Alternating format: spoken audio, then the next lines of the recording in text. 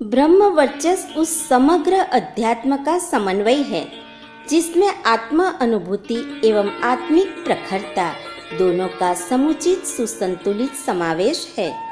चिंतन तथा क्रिया दोनों का समन्वय ही समग्र अध्यात्म साधना है। चिंतन की उत्कृष्टता ब्रह्म विद्या या अध्यात्म तत्वज्ञान का ज्ञान पक्ष है। क्रिया की प्रखरता उसका विज्ञान पक्ष है। ज्ञान एवं कर्म का समन्वय ही ब्रह्म वर्चस्व है। पंडित श्री राम शर्मा आचार्य जी। पुस्तक का नाम ब्रह्म वर्चस्व की पंचांगनी विद्या। पुस्तक परिचय। मानवीय सत्ता में परमात्मा सत्ता की सभी विशिष्टताएं बीज रूप में विद्यमान है। इस अनुदान में सृष्टा ने अपने ज्येष्ठ पुत्र के प्रति अपने अनुग्रह का अंत कर दिया। इतने पर भी उसने इतना अंकुश रखा है कि पात्रता के अनुरूप उन विशिष्टताओं से लाभान्वित होने का अवसर मिले। जिस पात्रता का परिचय देने पर सिद्धियों का द्वार खुलता है वह और कुछ नहीं, जीवन परिष्कार निमित्त प्रस्तुत की गई पुरुषार्थ परायणता भर है। साधना विधानों में प्रयुक्त होने वाले क्रिया कृत्य अगणित है, पर उन सबका मूल उद्देश्य एक है, जीवन के अंतरंग पक्ष को सुसंस्कृत और बहिरंग पक्ष को समुन्नत बनाना। जो साधना अपने विधि विधानों के सहारे साधक को सुसंस्कारिता की दिशा में जितना अग्रसर कर पाती है वह उतनी ही सफल होती है। साधना विधानों को काया और आंतरिक उत्कृष्टता को आत्मा कहा जा सकता है।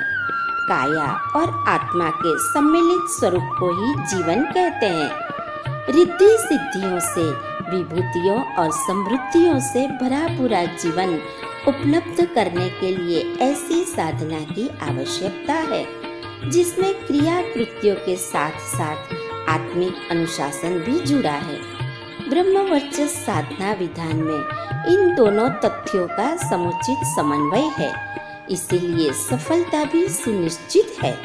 पुस्तक के कुछ प्रश्न। एक जैसी काया में रहने वाले मनुष्य प्राणियों की स्थिति में ऊंच नीच होने का क्या कारण हो सकता है? बाहरी सहायता के बल पर किसका काम चलता है?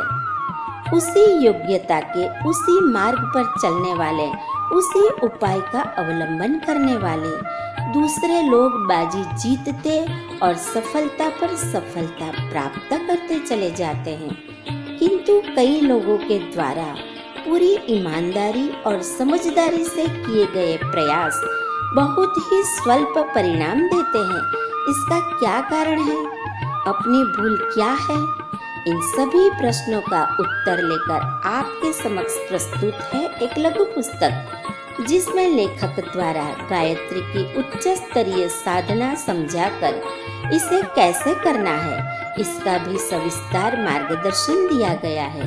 वे कहते हैं साधना के सिद्धांत को अत्युक्तिपूर्ण और अतिरंजित तभी कहा जा सकता है जब उसमें से आत्मा परिष्कार के तथ्य को हटा दिया जाए और मात्र क्रिया कृत्यों के सहारे चमत्कारी उपलब्धियों का सपना देखा जाए। पुस्तक के कुछ अंश। शरीर में संव्याप्त प्राण ऊर्जा को तपश्चर्या परिष्कृत करती है और मन क्षेत्र की चिंतन चेतना को उच्चतम शक्ति स्रोत एवं आस्था केंद्र से जोड़ने का कार्य योग साधना द्वारा संपन्न होता है।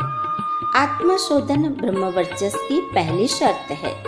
अतएव आत्म साधना के प्रत्येक साधक को तप से गुजरना प्रत्येक स्थिति में अनिवार्य होता है। पात्रता का संवर्धन करना ही इसके लिए जीवन के बहिरंग को व्यवस्थित और अंतरंग को परिष्कृत करना होता है। परिष्कृत को योग और व्यवस्थित को तप कहते हैं।